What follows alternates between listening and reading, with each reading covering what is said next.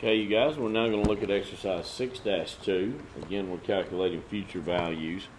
In dealing with this time value of money, what we recognize is an amount received today is worth more than the same amount to be received in the future. Or an amount invested today will be worth more at some point in the future. So that's kind of the concept we're going through, and then a couple of exercises later in the chapter will show you how this is used in some accounting problems or in dealing with some accounting issues.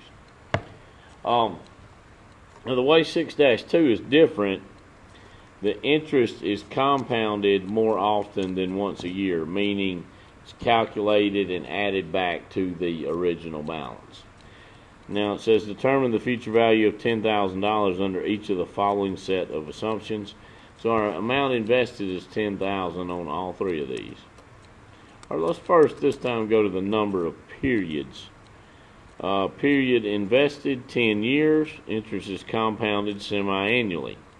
Twice a year for 10 years is going to give us 20 interest payment periods.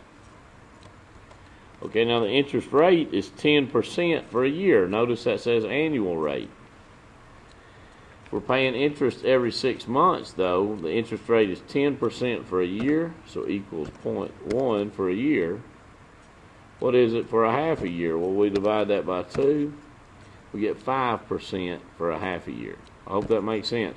If it's 10% annually, it's 5% every 6 months. So we go to that same table, future value of $1 on page P-1 in the back of your book. You can do these with a financial calculator as well. I just always use the tables. But we'll go to interest rate of 5%. Come down to the number of periods is 20. We get 2.6533.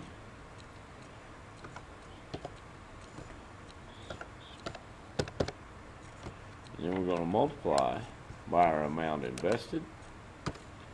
And we get the future value of $26,533. What that means is if you invest $10,000 today for 10 years with interest compounded semi-annually or twice a year, meaning it's calculated and added back to this $10,000 balance, at the end of 10 years, you'd have $26,533.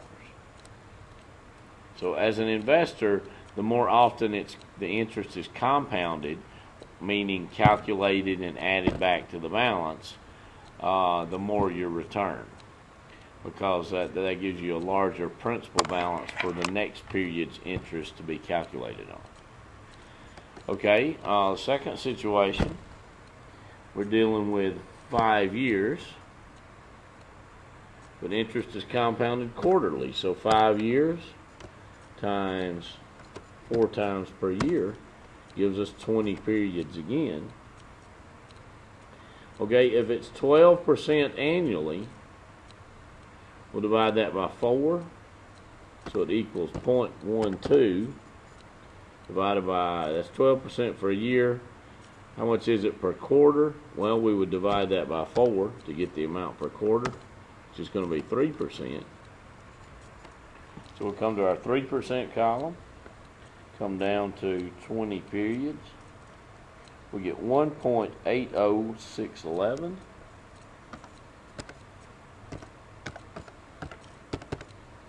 And then we're going to multiply by our 10,000. So what they're telling us here, if we invest 10,000 today, at an annual rate of 12%, if the interest is compounded quarterly, then at the end of those 5 years, we'll have $18,061.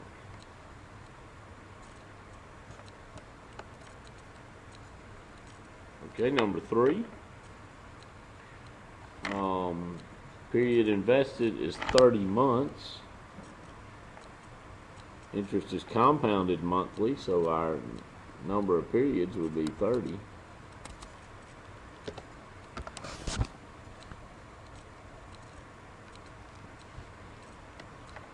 Hope that makes sense.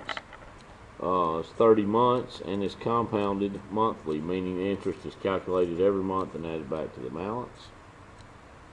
Well, the annual rate is 24%, so 0.24, divided by its compounded monthly, so we divide by the number of months in the year, 12 months. So we get a 2% rate per month, which is really good. So we come across the 2% on our chart, future value of $1. We come across the 2% down to 30 periods. We get 1.81136.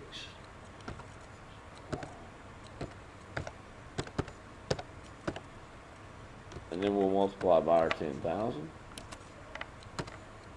And we get 18,114. Which means if we invested $10,000 for 30 months at an annual rate of 24%, with interest compounded or calculated and added back to the principal balance on a monthly basis, at the end of that 30 months, we would have $18,114.